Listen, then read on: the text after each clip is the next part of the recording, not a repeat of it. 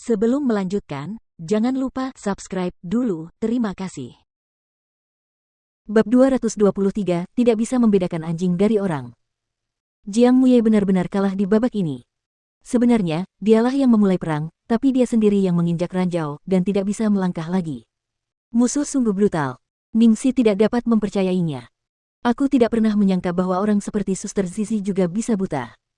Jiang Muye melotot ke arahnya, jaga mulutmu. Apanya yang buta? Kau yang buta. Kau bahkan menyukai sampah seperti Suyan. Iklan oleh Pop Future. Ningxi menghela napas. Aduh, salahkan saja kami yang masih muda dan naif, kami tidak bisa membedakan anjing dari manusia. Kau, Jiang Muye begitu marah hingga ia tidak dapat melanjutkan, lalu akhirnya meledak. Sekarang, tahukah kau betapa jahat dan liciknya Lu Tingqiao? Ia menggunakan trik yang tidak tahu malu untuk menghentikanku.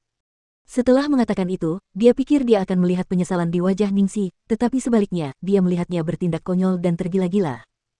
Lord Boss sungguh sangat bijaksana dan ahli dalam strategi, selalu siap dan mampu merencanakan kemenangan dari jarak ribuan mil. Wajah Jiang Muye sehitam dasar panci. Ningxi, tidak ada harapan lagi untukmu. Ningxi tiba-tiba mendekat, dengan ekspresi nakal di wajahnya.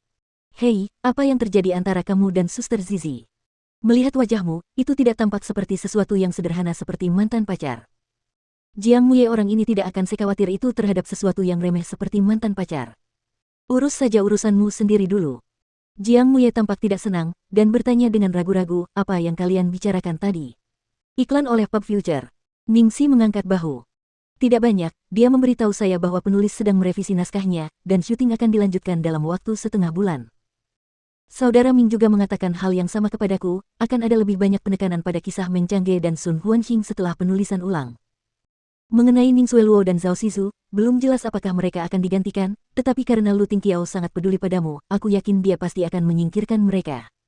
Jiang Muye menganalisis situasi tersebut. Ningxi menggelengkan kepalanya. Salah, jika Lu Tingqiao benar-benar tahu cara berpikirku, dia pasti tidak akan memiliki pengganti.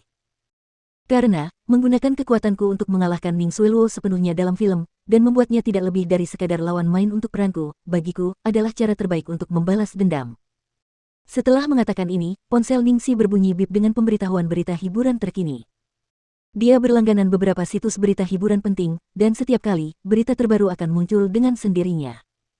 Sudut mulut Ningxi tak dapat menahan diri untuk tidak terangkat setelah dia membacanya, dia tampak seperti gadis konyol yang sedang jatuh cinta. Ketakutan dengan ekspresi di wajahnya, Jiang Muye mendekat dengan waspada untuk melihat.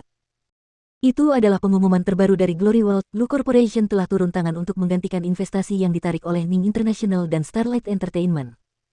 Proyek kurang dari The World lebih besar dari sekarang sepenuhnya menjadi milik Glory World. Karena pertimbangan jadwal syuting, tidak ada satupun pemeran yang akan digantikan. Jiang Muye merasa tercekik oleh pemahaman diam-diam yang dimiliki Lu Tingqiao dan Ningxi. Sepertinya kau telah benar-benar terjerat, dan kau bahkan tidak menyadarinya. Kau sangat menyukai Lu Tingqiao. Bisakah kau benar-benar bertahan tanpa bersamanya? Ningxi berbaring di atas rumput dan memetik sehelai rumput liar lalu menempelkannya di antara bibirnya. Siapa bilang kalau kamu menyukai seseorang, kamu harus bersama orang itu? Apakah itu lebih buruk daripada orang-orang yang berkumpul karena mereka saling menyukai? Berapa banyak dari mereka yang benar-benar bertahan? Ini sudah cukup baik. Skenario terbaiknya adalah mereka menjadi sahabat karib dan orang kepercayaan. Namun, bahkan jika skenario terburuk terjadi, melupakan seiring berjalannya waktu bukanlah hal yang buruk, kenangan itu akan tetap ada selamanya di saat-saat yang paling indah.